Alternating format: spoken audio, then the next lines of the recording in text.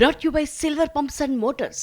Top quality और consistent performance के लिए सिर्फ सिल्वर पंप्स नाम याद रखना। ఆ ప్రాంతంలో కీలక నేతలందరికీ పదవులు వచ్చాయి.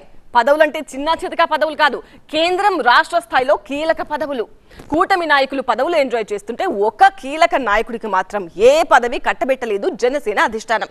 2 జిల్లాల పార్టీ బాధ్యతలు చూస్తున్నా కూడా ఆ నాయకుడికి పదవి ఎందుకు రాలేదన్నదే ఇప్పుడు హాట్ టాపిక్. ఇంతకీ ఎవరా నాయకుడు, ఏంటా కథ?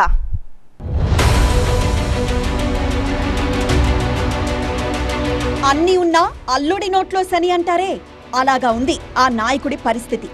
ఉమ్మడి పశ్చిమ గోదావరి జిల్లా జనసేనలో కీలక నేతగా గుర్తింపు పొందారు కొటికలపూడి గోవిందరావు. ప్రస్తుతం ఆయన ఏలూరు పశ్చిమ గోదావరి జిల్లాల జనసేన పార్టీ అధ్యక్షుడిగా ఉన్నారు.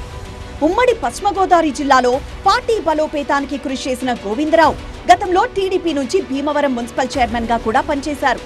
2019 ఎన్నికలకి ముందు భీమవరం మున్సిపల్ చైర్మన్ పదవికి రాజీనామా చేసి జనసేనలో చేరారు.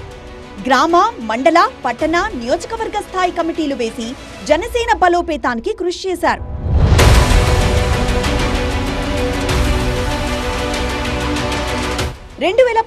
ఎన్నికల్లో జనసేన పార్టీ అధ్యక్షుడు పవన్ కళ్యాణ్ భీమవరం నుంచి పోటీ చేసి అనూహ్యంగా ఓటమి పాలయ్యారు. అప్పట్లో బాధ్యతలన్నీ గోవిందరావు చూసుకున్నారు. ఓడిన చోటే గెలవాలని 2024లో భీమవరంలో పవన్ కళ్యాణ్ ని గెలిపించుకునేందుకు పార్టీ క్యాడర్ ని సిద్ధం చేశారు. అదే సమయంలో భీమవరంలోని కొంతమంది జనసేన నాయకులతో గోవిందరావుకు విభేదాలొచ్చాయి. మాజీ ఎమ్మెల్యే గ్రంథి శ్రీనివాస్తో సన్నిహితంగా ఉంటున్నాడని ఆయనపై ప్రచారం జరిగింది.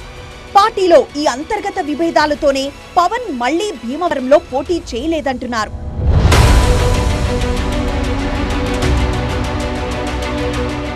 జనసేన అధినేత భీమవరం నుంచి పోటీ చేయకపోతే గోవిందరావు పార్టీ అభ్యర్థిగా ఉంటారని జనసేన నాయకులు, కార్యకర్తలు భావించారు. అయితే అందరి అంచనాలను తలకిందులు చేస్తూ భీమవరం మాజీ ఎమ్మెల్యే పులపర్తి రామాంజనేయులు భీమవరం జనసేన అభ్యర్థిగా బరిలోకి దిగారు. కూటమి నాయకుల సహకారంతో ఘన విజయం సాధించారు. రామాంజనేయులతో గోవిందరావుకు మంచి సంబంధాలున్నాయి.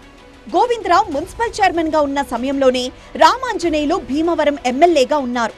ఇద్దరూ భీమవరం అభివృద్ధికి కృషి చేశారు.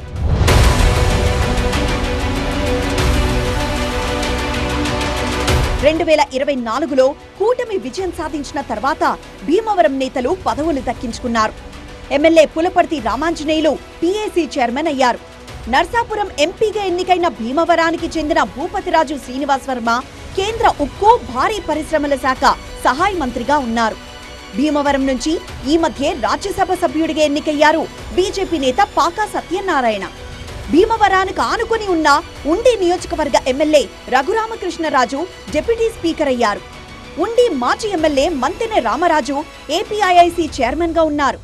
అయితే ఉమ్మడి పశ్చిమ గోదావరి జిల్లాలో కీలకంగా వ్యవహరించిన గోవిందరావుకు పదవి ఎందుకు రాలేదనేదే అందరికీ పజల్ గా మారింది.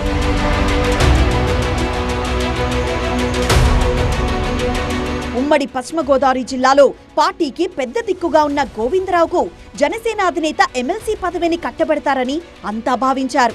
కానీ మెగా సోదరుడు నాగబాబుకు ఆ పదవి దక్కింది.